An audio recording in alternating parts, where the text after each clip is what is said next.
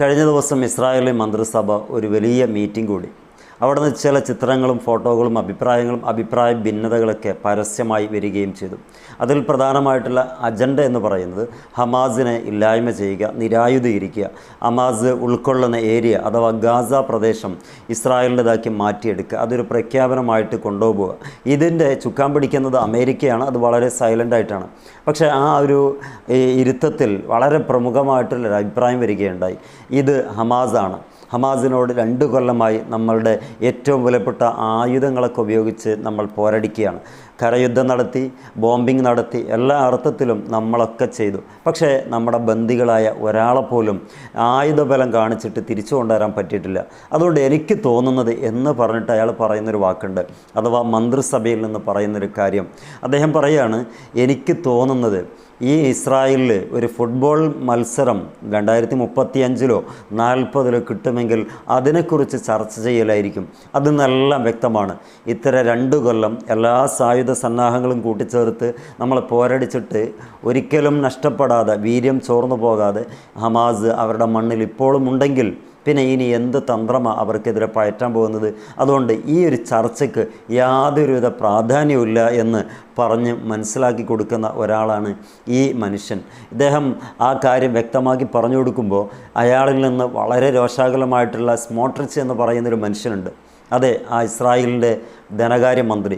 അദ്ദേഹം വലതുപക്ഷ തീവ്രവാദത്തിൻ്റെ ഏറ്റവും വലിയ തലതൊട്ടപ്പനാണ്. അദ്ദേഹം പറയുന്നത്, ഈ മന്ത്രിസഭയിൽ ഉൾക്കൊള്ളാൻ പറ്റുന്ന ആളുകൾ നമ്മുടെ ചർച്ചയോടുകൂടെ ഉൾക്കൊള്ളാനുള്ള മാനസിക വിശാലത ഉണ്ടാകണം, അല്ലാത്തവർക്ക് എണീച്ചു പോകാം എന്ന് പറയുമ്പോൾ ഇദ്ദേഹത്തെ മന്ത്രിസഭയിൽ നിന്ന് ആട്ടിപ്പുറത്താക്കാൻ വേണ്ടി തയ്യാറെടുക്കുന്ന ഒരു സിറ്റുവേഷൻ, ഒരു കയ്യാങ്കളിയിലേക്ക് ആ രാജ്യത്തിൻ്റെ ഭരണകൂടത്തിൻ്റെ ഏറ്റവും വലിയ ഉന്നതാധികാരി സമിതി എത്തിയിട്ടുണ്ടെങ്കിൽ ഇനിയും പരാജയപ്പെടാൻ വേണ്ടിയിട്ടുള്ള ഏറ്റവും വലിയ ഒരുക്കങ്ങളാണ് ഇസ്രായേൽ നടത്തിക്കൊണ്ടിരിക്കുന്നത്.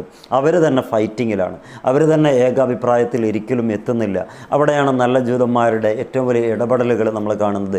ഗസയിലുള്ള 20 ലക്ഷത്തോളം വരുന്ന, ഇപ്പോൾ അത് പലായനം ചെയ്തതിനു ശേഷം 18 ലക്ഷത്തോളം എന്നാണ് അവസാന റിപ്പോർട്ട് പ്രകാരം, ഇവരെ കൊന്നൊടുക്കി ആ രാജ്യത്തെ നമ്മുടേതാക്കി മാറ്റുക എന്ന് പറയുന്നതും, അതുപോലെ ഹമാസിനെ തുരുത്തി അല്ലെങ്കിൽ നിരായുധീകരിച്ച് അത് നമ്മുടെ രാജ്യമായി കോർത്തിണക്കി വെക്കണമെന്ന് പറയുന്നതൊക്കെ പടുവിഡ്ഢിത്തമാണെന്ന് നെതന്യാഹു മനസ്സിലാക്കണമെന്ന് ഇദ്ദേഹം ആ സദസ്സിൽ വെച്ച് പറയുമ്പോൾ അതിനെ ഉൾക്കൊള്ളാൻ അല്പം ചില വിരളിലെണ്ണാവുന്നവരുണ്ടെങ്കിൽ പോലും ബഹുഭൂരിപക്ഷവും ഹമാസിനെ അനുകൂലിക്കാത്ത, ഈ ഗസയെ പിടിച്ചടക്കണമെന്ന് ആഗ്രഹിക്കുന്ന ഏറ്റവും വലിയ കിരാതമായിട്ടുള്ള സ്വഭാവങ്ങൾ കൊണ്ടടക്കുന്നവരാണ്.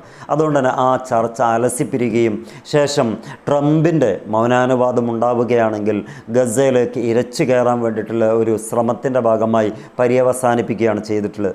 അതിൽ പ്രധാനമായി വേണ്ടത് ഹമാസിൻ്റെ ഭാഗത്ത് നിന്ന് എന്തെങ്കിലും ഒരു പ്രതിസന്ധി അല്ലെങ്കിൽ എന്തെങ്കിലും ഒരു കോൺഫ്ലിക്റ്റ് ഇസ്രായേലിന് കിട്ടണം. എങ്കിൽ മാത്രമേ ഇസ്രായേലിന് അങ്ങോട്ട് കയറി അടിക്കാൻ കഴിയുള്ളൂ. അല്ലെങ്കിൽ ലോക വികാരം മുഴുവനും ഇസ്രായേലിനെതിരെയാകും. അത് ഇതുവരെ ഉള്ളതിനേക്കാൾ കൂടുതൽ വഷളാക്കും. മാത്രമല്ല, ഇപ്പം തന്നെ ഇസ്രായേലിനെ സംബന്ധിച്ചിടത്തോളം ഒരുപാട് ചീത്തപ്പേരുകൾ ഓൾറെഡി ഉണ്ട്. അതിനിടയിൽ വീണ്ടും ഒരു ചീത്തപ്പേര് ഉണ്ടാക്കിയെടുത്താൽ ഭാവിയിലെ ടാർഗറ്റുകൾ ഒരുപക്ഷെ അച്ചീവ് ചെയ്യാതെ മടക്കയാത്രയിലേക്ക് ഒതുങ്ങേണ്ടി വരും എന്ന് മനസ്സിലാക്കിയതിൻ്റെ പേരിലാകാം ഇപ്പോൾ ചെറിയ രൂപത്തിലുള്ള ആ ഒരു കൊലപാതകങ്ങളും കാര്യങ്ങളൊക്കെ ഇപ്പം നടത്താം എന്നുള്ള ചെറിയ തീരുമാനങ്ങൾ. അവരുടെ ചെറിയ തീരുമാനങ്ങളാണെങ്കിലും നിരാലംബരായിട്ടുള്ള മനുഷ്യന്മാരുടെ ജീവനുകളാണ് ദൈനംദിനം അവർ കവർന്നെടുത്തുകൊണ്ടിരിക്കുന്നത്. അവർ ഒന്നാകെ അടക്കി പിടിക്കാമെന്ന് കരുതി 3 ദിവസം കൊണ്ട് എല്ലാം ഇല്ലായ്മ ചെയ്യുമെന്ന് പറഞ്ഞ് പുറപ്പെട്ട ആളുകൾ 2 കൊല്ലവും 3 ദിവസം അത് കഴിഞ്ഞിട്ടും ശാശ്വതമായിട്ടുള്ള ഒരു സീസ് ഫയർ നടപ്പിലാക്കിയപ്പം അവരുടെ ഹിഡൻ അജണ്ടകൾ ഓരോന്നായിട്ട് പുറത്തു വരികയാണ്. അതിൻ്റെ ഏറ്റവും വലിയ ഒരു തന്ത്രപ്രധാനമായിട്ടുള്ള ഒരു കാര്യമായിരുന്നു ഈ ഹമാസിൻ്റെ ആളുകളെയൊക്കെ സാമ്പത്തികമായിട്ട് സഹായിച്ചുകൊണ്ട് അതിൻ്റെ നടുവിൽ നിൽക്കേണ്ട ഏതാനും ചിലരെയൊക്കെ കണ്ടെത്തി സാമ്പത്തികമായി, അതേപോലെ തന്നെ മറ്റുള്ള രൂപത്തിൽ അവർക്ക് ഈ ലോകത്ത് എന്തൊക്കെ സൗഭാഗ്യങ്ങൾ കൊടുക്കാൻ പറ്റുമോ അവരാവശ്യപ്പെടുന്ന മേഖലകളിൽ കൊണ്ടുപോയി താമസിപ്പിക്കാനൊക്കെ അവർ ശ്രമം നടത്തിയിരുന്നു. പക്ഷേ അവിടെയൊന്നും ഹമാസ് നിന്ന് കൊടുത്തില്ലെന്ന് മാത്രമല്ല, അതിനോട് മുഖം തിരിഞ്ഞ് നടക്കുകയും നിങ്ങളുടെ ഒരു ഓശാനയും അല്ലെങ്കിൽ ഒരു ഔദാര്യവും ഞങ്ങൾക്കിതുവരെ വേണ്ടിയിട്ടില്ല, ഇനി വേണ്ടതാനും ഞങ്ങളെ സഹായിക്കാൻ പടച്ച റബ്ബുണ്ട് എന്നുള്ള ആത്മവിശ്വാസത്തിൽ അവരങ്ങ് തിരിഞ്ഞു നടന്നപ്പോഴാണ് ഒരു പ്രധാനപ്പെട്ട മന്ത്രിസഭാ യോഗം ചേർന്ന് അവിടെ തന്നെ കല്ലുകടിക്കുകയും ചെയ്തു. ഏതായാലും ഒരു സുപ്രഭാതത്തിൽ ഈ ഗസ ചിരിക്കും. ഫലസ്തീൻ കരങ്ങളിലേക്ക് വരിക തന്നെ ചെയ്യും.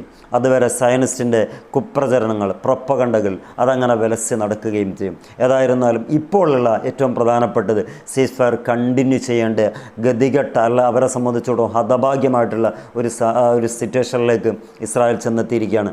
ഈ അർത്ഥത്തിൽ കുറേയും കൂടി മുന്നോട്ട് പോവുകയാണെങ്കിൽ നല്ല രൂപത്തിലൊരു പുനരുദ്ധാരണം ഇസ്രായേലിനെ പുറത്ത് നിർത്തിക്കൊണ്ട് മറ്റ് ചില രാജ്യങ്ങൾ ഗസയെ പുനർനിർമ്മിക്കാൻ വേണ്ടി തയ്യാറാകും എന്നാണ് പറയുന്നത്. പക്ഷേ ആ വെടിനിർത്തൽ കുറേയും കൂടി നീളണമെന്ന ഒരു ഉപാധി കൂടിയുണ്ട്. അതിന് പ്രധാനമായി പറയുന്നത് ഒരു പുനരുദ്ധാരണ മേഖലയിലേക്ക് വരുമ്പോൾ വീണ്ടും ബോംബിങ്ങിലൂടെ ആ ഇൻവെസ്റ്റ് ചെയ്യുന്ന ആ ഒരു പൈസ കളഞ്ഞു കൊടുക്കാൻ കഴിയില്ല. അതുകൊണ്ടൊരു തീരുമാനമാകുകയാണെങ്കിൽ ഞങ്ങൾ ഫ്രീ ആയിട്ട് ആ ഗസയെ പുനർനിർമ്മിച്ച് നൽകാമെന്ന് ഏറ്റവും പ്രധാനപ്പെട്ട മുസ്ലിം രാജ്യമല്ല മറ്റും രാജ്യങ്ങൾ ആവശ്യപ്പെടുകയാണ്. അപ്പോൾ അതിൽ നമ്മൾ കാണേണ്ടത് മുസ്ലിം രാജ്യം അവിടെയും പിന്നാക്കം പോവുകയാണ്. അതിൽ പ്രധാനമായി സൗദി അറേബ്യ ആ ഒരു തീരുമാനത്തിൻ്റെ ഭാഗമായിട്ട് നിന്നിട്ടില്ല, UAE നിന്നിട്ടില്ല, ഖത്തർ നിന്നിട്ടില്ല. ഖത്തറിനായിരുന്നു കുറേയും കൂടിയും അവരോട് ചേർന്ന് നിൽക്കാൻ താല്പര്യം. പക്ഷേ അത് ഏതോ ഒരു സാങ്കേതിക തടസ്സത്തിൻ്റെ മുകളിൽ ഇങ്ങനെ പുനർനിർമ്മാണം ഫ്രീ ആയിട്ട് ആക്കാമെന്നുള്ള ഒരു കണ്ടീഷൻ തുർക്കി മുന്നോട്ട് വെച്ചപ്പം അവർക്കത് അംഗീകരിക്കാൻ പറ്റില്ല.